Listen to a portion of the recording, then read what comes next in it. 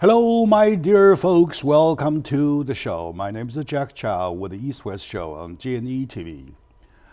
We all heard from the news across the line that President Obama is going to meet with the President Xi Jinping of China in the coming week. I would say that starting now, at this very moment, or even prior to this moment, there's been lots of talks about it, and lots of people, I would say majority of the people, takes a very, very, very, very positive view or positive perspective in the meeting of the two great leaders of the two superpowers, call them the superpowers, right? Okay, now, people basically are looking into the U.S.-China relationship from four different perspectives. Number one, from a military perspective. Number two, from a culture perspective. Number three, from politics perspective. And number four, from economical perspective. Economically, from when you talk about money, what will this do? So with my good friend Steve Huntley, with a huge background in the area, being an expert in economy, being an expert of finance and financial consultant himself, and he is the founder and CEO of Huntley Financial Advising Group. Right. So, welcome to the show. Thank you, Jack. Good to see you again. All right. With Steve today, we're going to specifically talk about the area of economy. We see how economically can we see that the further development of U.S.-China relationship would help, right? So, first of all, I would like you to share how you feel about the present meeting. I mean, the upcoming meeting. Actually, I think it's a major step forward for both countries. That the president of China will come to the United States, and I'm sure his tour will be fairly scripted as far as where he'll go and what he'll see, but at least he'll see the country. He'll get an idea of the scope, the economics of the country, and then meeting face to face with the president of the United States, so to speak, on his turf, to listen to what he has to say. I mean, we're huge trading partners. It's phenomenal how much money we're talking about is traded every year. So that level of politicians should be speaking to each other on a regular basis. And I'm sure there's going to be a lot of supplemental meetings and meetings from down the road. Subcommittee meetings, subgroup meetings, stuff like that, right? That a lot of good will come out of, because the first thing is it'll build a stronger relationship between the two countries. Second of all, there may be some big deals that may be signed on both sides where there's a need, and that's going to be taken care of. So I think it's a great thing. I really do. Yeah, all right. Thank you for that perspective. That's a very positive look at the U.S.-China relationship. The other day, when I was conducting another interview with a friend of mine, he says, well, you know what? These days, when the two economies are so bound to each other, when one gets cold, the other sneezes. That's right. When one has a problem, the other sees a doctor. So there is no way, really, you can separate them. So what's your take? Because you're an expert. What's your take in specific?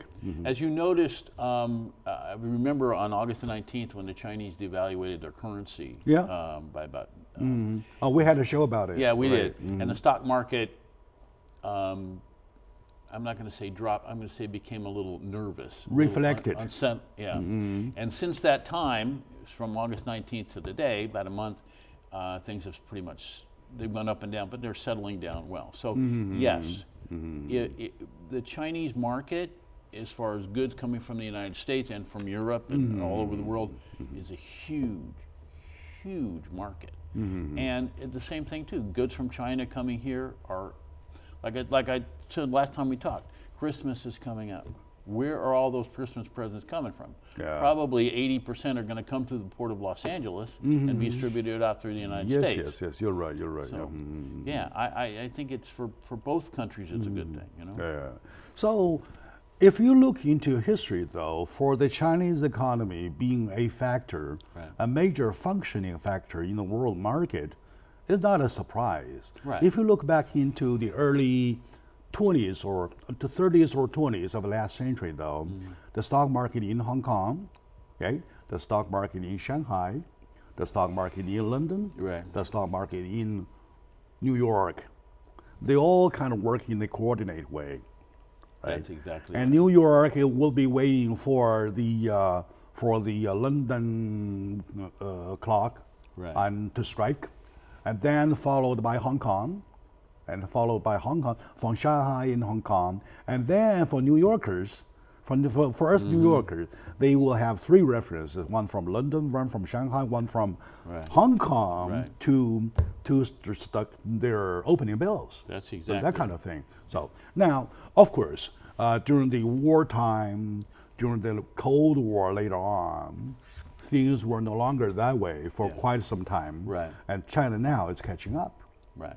It is now catching up, right? Right. Yeah, the Chinese, especially with when the Chinese moved into Hong Kong, that gave them access to literally global financial markets. Because Hong Kong, for many, many years, Yeah, 100 years, history yes, yes. was that is a crossroads. Money's coming from Asia, money's coming from North America. That's going across. Now they have access to it.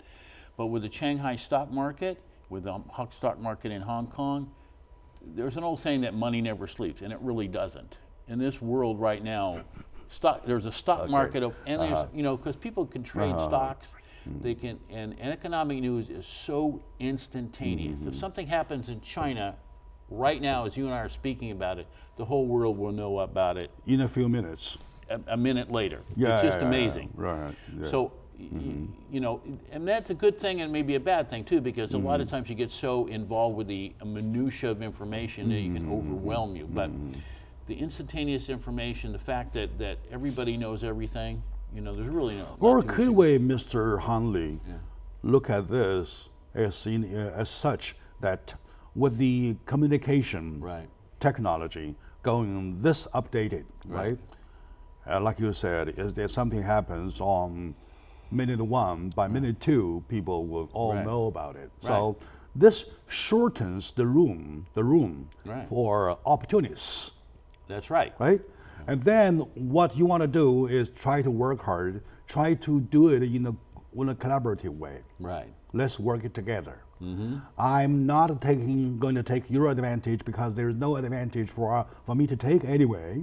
Let's work together, see if we can, right? Exactly. There's really no room because of the instantaneous communication where information on a majority scale All right. is kept without being public. If it's public information and you have very little time to react to it or whatever, people tend to sometimes overreact to it. Yeah, Or they hear something and it's a negative thing where there may be 10 positive things going on in the world and companies in China, the United States, whatever. you're right. But they might just be listening to the negative thing that some company Yeah, sure. is going bankrupt or whatever. Sure. Instead of like say in the old days when the Silk Road of China first opened, Right. it took about a man's whole lifetime to go back, to go to it and come back Right. to the royal court to report I did my job. Right.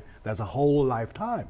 And then later with development, you have those heralds on horseback say, hey, there's going to be a war. Yeah. We're declaring war against who and who, like that kind. Right. That message takes month after month to get to people. Right. Now you're talking about the minute one and the minute two stuff.